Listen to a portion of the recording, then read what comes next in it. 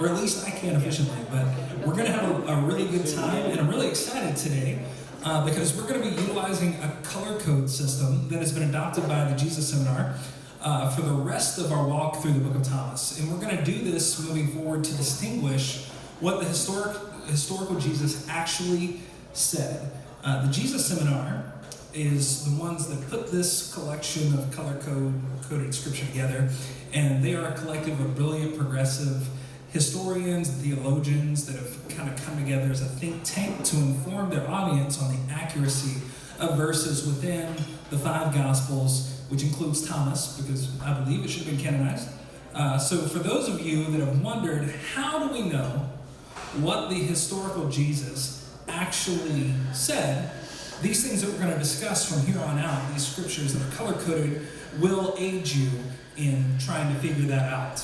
And our system is going to function this way.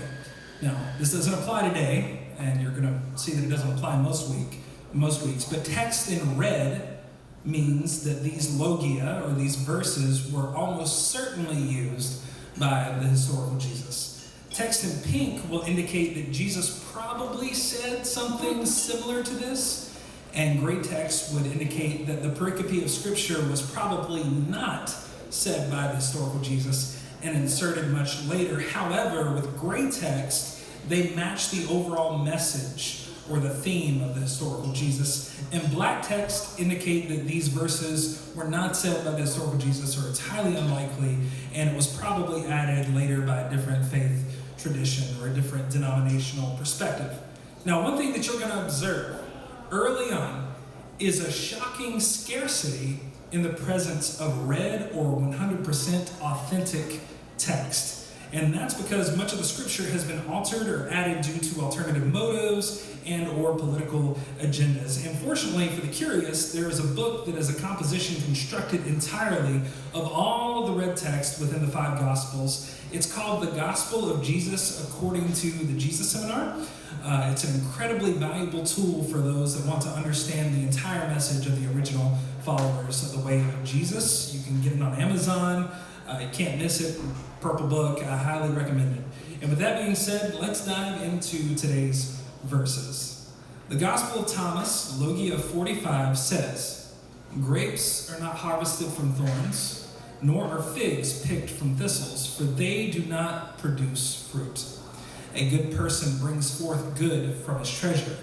A bad person brings forth evil from the bad treasure that is in his heart, and in fact, he speaks evil. For out of the abundance of the heart, he brings forth evil."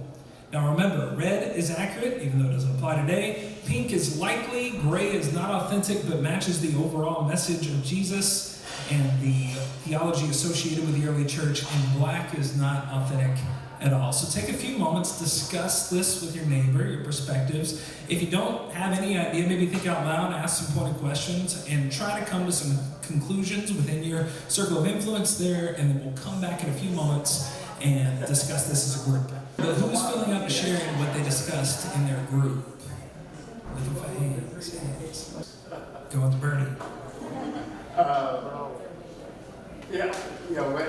I like what you're doing with the color code, but now it makes me wonder if I were to look at Logia 45 and look at the debate section underneath Logia 45 of why they picked out the first half of part 1 as pink, and why the rest was declared to be black. It does seem like the black parts are a natural kind of exegesis and elaboration of the pink part. That an evil person brings forth evil. You still have notes again.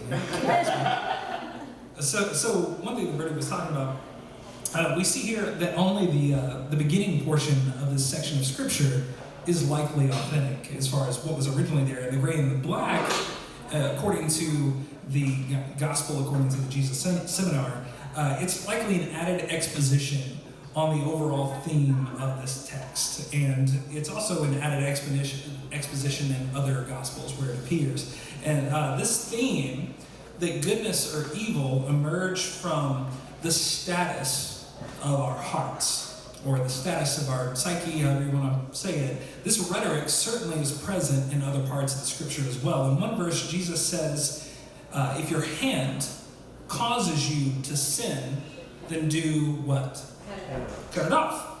If your eye causes you to sin, do what? Gouge it out. That's all. Cameron had a nice little visual back there. Now, remember, according to the New Testament, the act of adultery, according to the New Testament, was not just sinful, but actually looking at someone lustfully was sinful, meaning the internal thought process was now implicated in sinful behavior, according to the New Testament.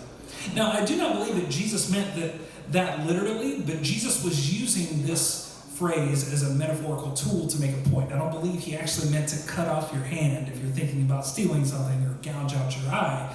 I think it was an extreme metaphor to drive home a point. Crimes against humanity do not begin once they manifest themselves outside of our bodies, but rather the inception of evil begins in the minds of individuals in assemblies, especially those that have power. Now, I think this verse speaks a lot about intent as well. You will often hear me say that in order to really acknowledge or to recognize whether someone is good or evil, we must examine their intent and also their impact.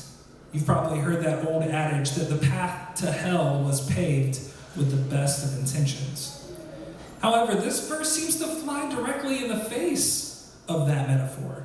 It literally just says that bad people produce bad things and good people produce good things, regardless of the intent they claim to possess. According to this passage, your actions reflect your internalized motivation. Now, don't hear what I'm not saying. I do not believe our intent never matters. But over the course of the last few months, I gotta say, there might be some truth to that in certain circumstances. I do not think there were any well-intentions when the Supreme Court upheld the right for the GOP to continue gerrymandering. I don't believe that was well-intentioned at all. I definitely don't believe that positive motivations are present when children are locked in concentration camps while they are separated from their families. And I damn sure don't think there was an ounce of good intent when Trump paraded death machines through our streets and flew them over our heads while this tyrant man-baby spread false information, both historical and political. I will forever refer to Alexander Hamilton as Goose from here on out. In truth, if there was an ounce of good intentions from Trump, he would not have hid behind bulletproof glass during that parade. If you think about it, that makes total sense. He knew what he was doing was wrong, and he knew what he was doing was going to justifiably anger the populace. The same logic can be applied to multiple facets of our government. When we've removed environmental efforts from our nation's agenda, when we are legally allowing folks to be discriminated against, when asylum seekers are being locked in concentration camps, when we fashion our laws and our economy to benefit the top 1% of Americans, and when our president is butting up to dictators, and when our parades are starting to resemble military displays in said dictatorships, what does that tell us about the intention of our nation's present-day administration? So in this knowledge, I want you to continue this conversation with your peers. Most importantly, I want you to discuss how this applies to us here, now, today, in our society. Who's filling up the share? We have somebody who really did something here. Oh, awesome. Last week. Oh, awesome. Anybody? Going once? Going, oh, yes. She's talking about doing her homework from last Sunday. Mm-hmm. On Congress Sunday. It's not hard. It's easy to do. Mm-hmm. Everyone else can do it. Yes.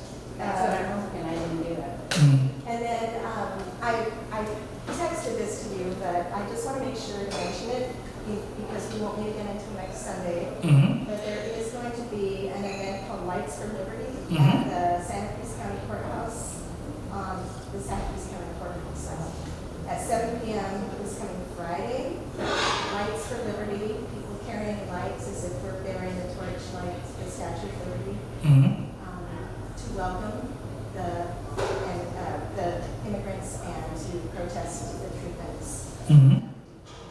I was actually going to bring that up. I just saw that a moment ago. And I think it's really important if you're free next Friday night for us to be there at the courthouse. I think that is what the church should be known for during this time. Maria. Oh, you were snapping your fingers. You were saying, yeah. I think it's really important that we're there. So next Friday, if you're free, clear your calendar. And then usually after events like this, we find an excuse to go to Abbott and have a drink or two together and have a good time. So it's not, it's not just all work and no play. We try to have fun too. But if you can only make fun or you be present for this event, definitely come to the courthouse. Most important. This past week was the 4th of July, and it's a holiday that for me personally, I refuse to acknowledge it for a multitude of reasons. One, fireworks in California, probably not the smartest thing in the world right now. But besides that, this country, if we're honest, was built on the backs and over the bodies of countless innocents. And the Declaration of Independence, in its rawest form, was not some statement of belief. It was a declaration of warfare over taxation. So in my opinion, being somebody that is completely anti-war, there is not much to celebrate in regards to our nation's formation, in my opinion, especially if that freedom only applied really to straight white guys. And if we examine our nation's recent and early history, and if we believe there's truth to the ancient wisdom found in today's scripture, what does it really tell you about the heart of America's past and about the heart of our present? I think if we're honest, it tells us that our heart is non-existent or needs to be woken up. And I don't know that that's something to celebrate. I think if we're honest, we'll find that our nation's positive ambitions is and always has been non-existent. We're an imperial Grinch that stole justice from so many people. But church, I believe that's where our role as arbiters of light comes into play. We've all been tasked in troubled times with being voices in the wilderness and lights in the darkness. We are responsible, I believe, in exposing the evil that permeates throughout the pages of American history and in our present legislation. And you're free to disagree with me. That's what's awesome about our church. But I believe that being a light in the darkness starts in refusing to acknowledge and celebrate freedom, truth, and justice in the pursuit of happiness on the 4th of July if those values aren't present and accessible for all people within our borders. Dr. William Barber said it best this week with these words. Dr. Barber said this. He's an amazing minister within our denomination. He said, "I say to America, how dare we celebrate the 4th as if nothing is wrong? How dare us in this moment, in this particular place in history, in this setting, how dare we act as if all is well?" That is a sobering challenge for sure. Today, church, I invite you to lose this toxic notion of American pride. And I invite all of us to become a nation and create a nation of equality that will be worthy of our citizens' admiration.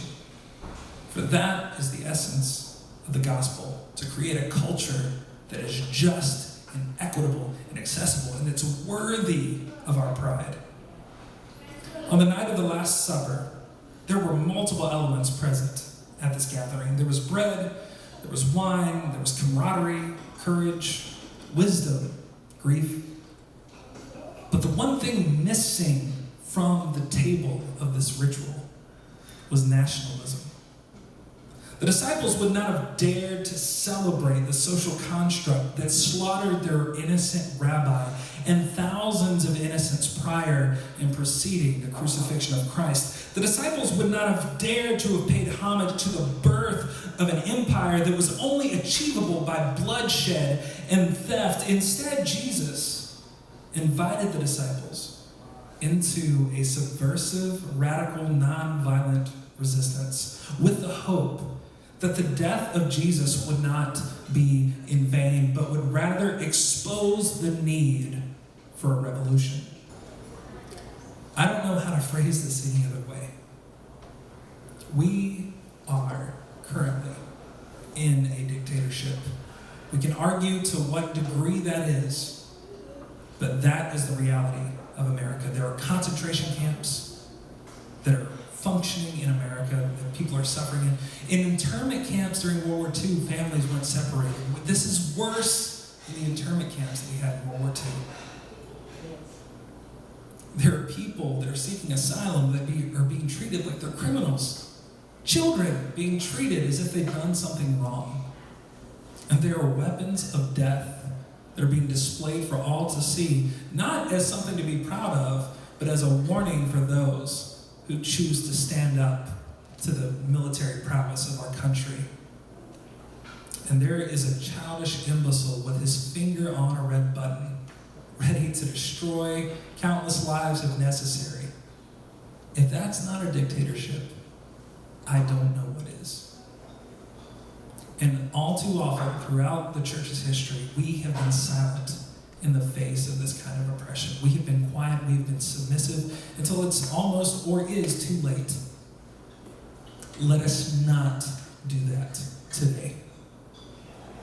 And until next week, may the peace of the Lord Christ go with you wherever it may send you.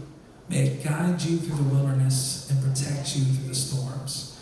May it bring you home rejoicing at the wonders that it shows you, and may it bring you home rejoicing once again into our doors. Grace and peace to you.